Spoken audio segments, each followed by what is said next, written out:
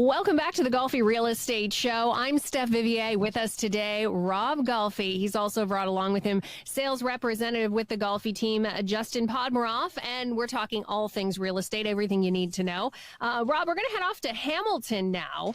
And for anyone who has a home there, thinking of investing there, they really need to know what's going on. Apparently, there's some kind of double tax happening. Explain to me what's the deal here. Oh, so Hamilton brought to council that they want to double the land transfer tax. Now, in Toronto, land transfer tax was doubled, and I think it was done between 15, 20 years ago.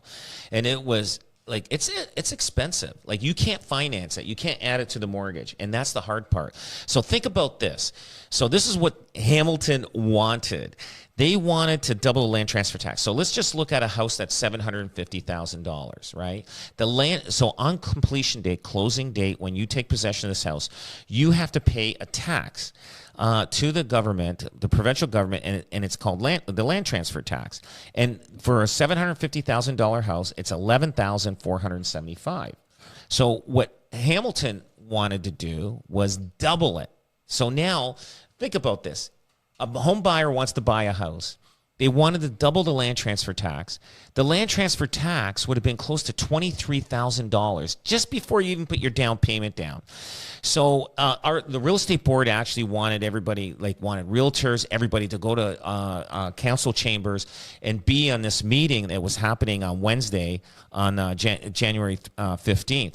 And to oppose this thing, because this thing is going to kill the market. It's going to kill potential first-time home buyers to get into the market. But think about it. You want to buy a $750,000 house. You're a first-time buyer, and you got to save $23,000 first, and just to pay the taxes. So now you're still at zero. Now you got to save for the down payment. It's crazy what these. I can't believe. I don't know what's going on in this world. I don't know what everybody's doing. Like City Hall and Council, they're coming up with these ideas. Don't they have kids? Don't they have friends, family that are needing to buy houses that they may look at this as one of the worst things to go through? It is not good. And you know what? And this all stems from bad management of the city. They are looking for more money because they don't know how to manage money. And we got people that are managing this. And I get it. You know what? They brought this up, but first of all, they're trying to come up with money in places for low income housing, and now they want to put this in place. And so anyway, they did have council, and I guess it was voted down. It was a no. But this is the second time they tried to bring this in. Now, you know what would happen to Niagara? Niagara will have a boom because it already has a boom now, just because the GTA buyers are actually coming to the Hamilton-Niagara region, and more so Niagara than Hamilton now, just because Niagara is more affordable still. And the land transfer taxes, whatever. Like on a $750,000 house, it's $11,475. Now, they would, so if they brought it up in Hamilton, we would see Hamiltonians driving and going looking for houses in the Niagara region, and that would boost that up. And hopefully, let's hope that, all the major cities in Niagara, they're managing and the books really well. Otherwise, if they see Hamilton doing it, and then Hamilton seems it didn't affect that much, even though it makes it harder for people to save. They're gonna implement it. Toronto, they did this because they were deep in debt. They had no other way to do it. People were kicking and screaming because of it, and they didn't care. They did it, and now because they needed to pay some debts off, because obviously Toronto is one of the worst cities for debt. And they keep looking for ways to take money from the consumer. But the one thing is, they figured, hey, if Toronto did it and it's been going on this long, we can do it in Hamilton. But we'll fight them every which way. Now, What impact affordability? Well, again, first-time buyers, they wouldn't be eligible to buy a house because they need to have the land transfer tax. Impact on property values, they go down probably a little bit. Indirect effects on rental affordability. There's going to be less rentals out there. Yeah. It's just too expensive. You know what? When people buy a rental property, investors buy it. They're looking. It's an investment. And adding expenses to the investment, they're not going to go that way. They don't need that. Economic impact. A second land transfer tax will hurt the economy negatively, impact real estate market. So I'm glad it got turned down. But I'm going to tell you something. They will bring it back down the road because Hamilton is deep in debt. And I know the mayor inherited that when she took over, and she's trying to find ways of, trying to cut back and try to, have money to pay bills and stuff like that. I don't know, I know it's a tough job, and they're trying to come up with things, but I don't think this is one way to do it. There's way more other ways that we can get money that can pay down the debt and deal with that. And look at it. Toronto, they increased their tax.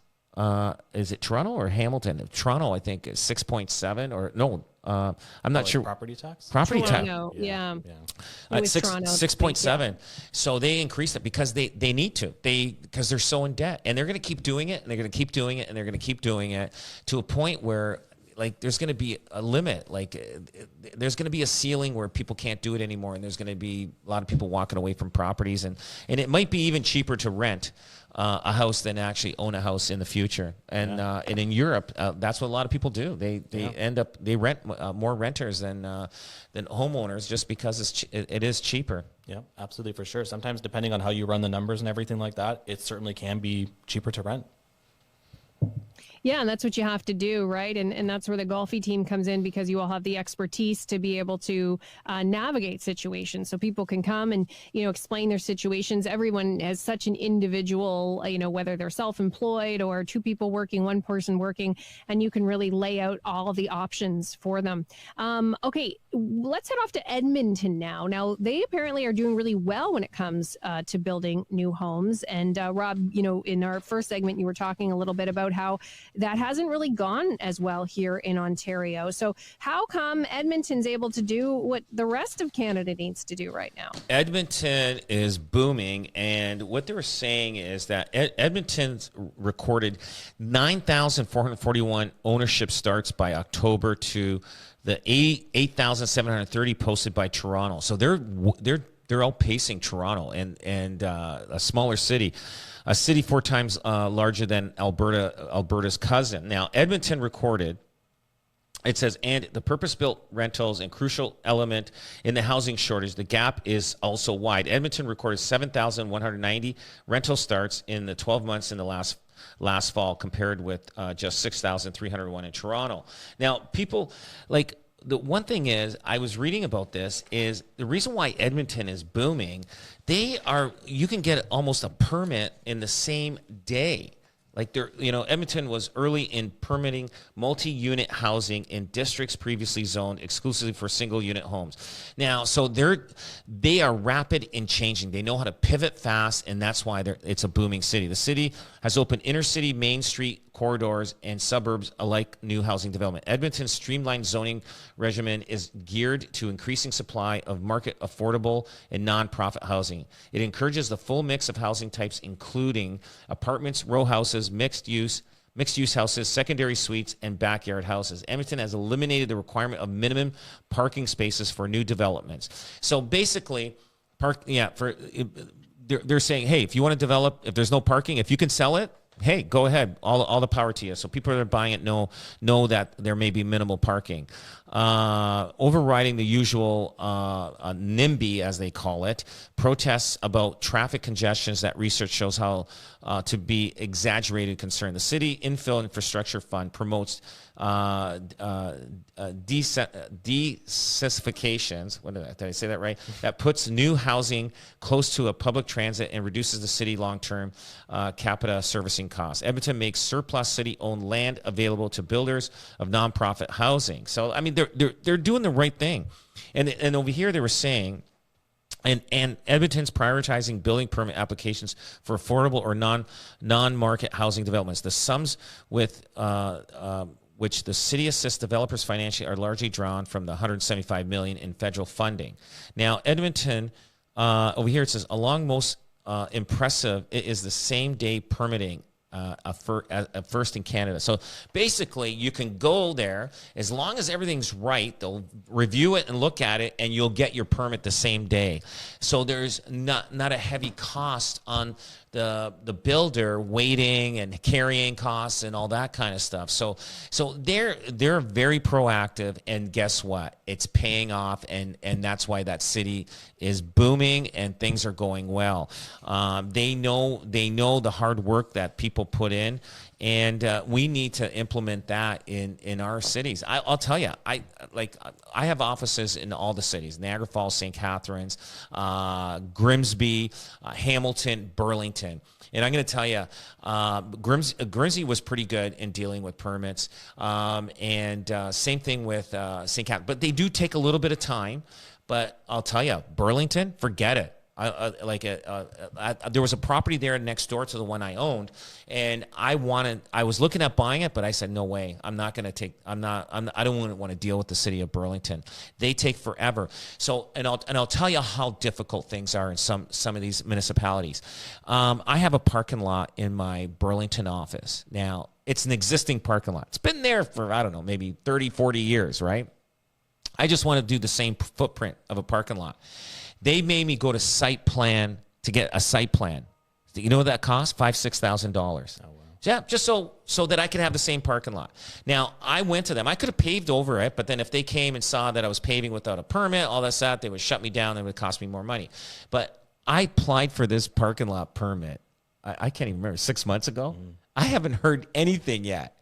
I'm telling you, I do not know why it takes forever to get anything done in Burlington. And this is to turn a parking lot into a parking lot. This is turning an existing parking lot to the same parking lot. I just wanted a newer parking lot. That's it. I just want the same footprint. I'm not telling you, I'm not changing it.